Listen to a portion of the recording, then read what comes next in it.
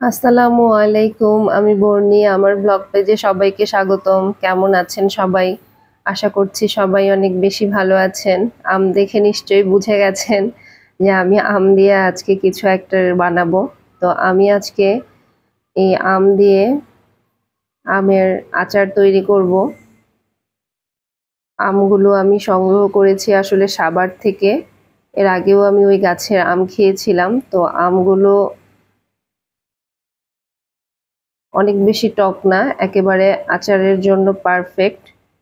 এই আমগুলোকে ভর্তা বানিয়ে খেতেও খুব ভালো লাগে। আর আচার বানালে অনেক বেশি চিনি অথবা গুড় লাগে না, অল্প দিলেই হয়। তো আমি আমগুলোকে ভালো করে ধুয়ে নিয়ে এখন আমি টুকরো করে নিব। আমি যে আমের আচারটা তৈরি করছি এটা একেবারে গলেও যাবে না, আবার আস্তা আস্তাও থাকবে না, আধা ভাঙা যে আচারটা সেটাই বানাবো। তো প্রথমে আমি প্যানের মধ্যে কিছু শুকনো মরিচ হালকা ভেজে নিব। শুকনো মরিচগুলো ভাজা হয়ে গেলে হালকা, এতে আমি কিছুটা পাঁচফোড়ন দিয়ে দেব। আবার এই পাঁচফোড়নগুলো আমি মিনিট খানেক একটু ভেজে নিব। তারপরে এতে আমি রসুন দিব। আমি দেশি রসুনটা নিয়েছি। রসুনগুলো হালকা ভেজে নিয়ে এবার আমি এতে 1 কাপ সরিষার তেল দিয়ে দিলাম।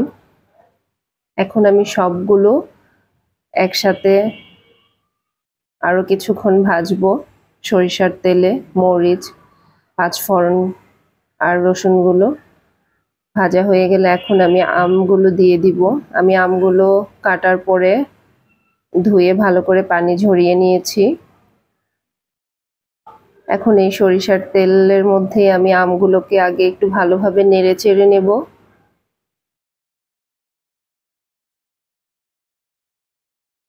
তারপরে আমি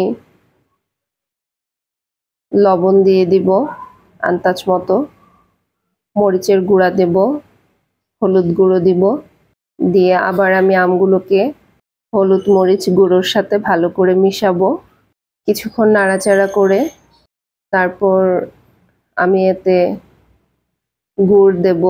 আমি রাজশাহীর অরিজিনাল যে খেজুরের গুড়টা সেটা দিয়ে আচার তৈরি করছি আজকে। এই আচারটা চিনি দিয়েও করা যায়, আমি গুড় দিয়েই বানাচ্ছি।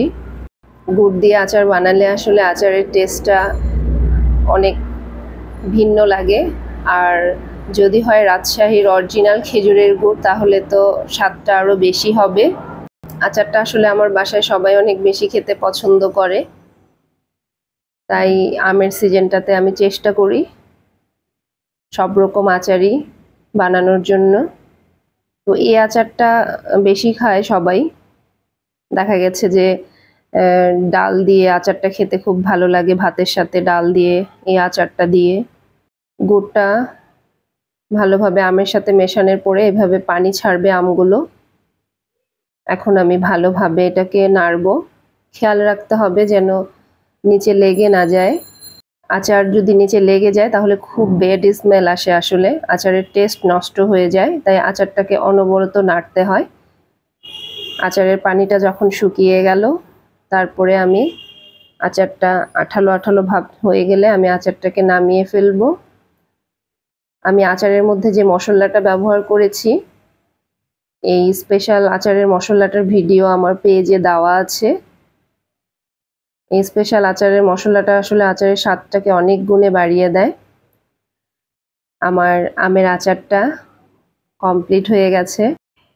আমার ভিডিওটি যদি ভালো লাগে আমাকে কমেন্ট করে জানাবেন।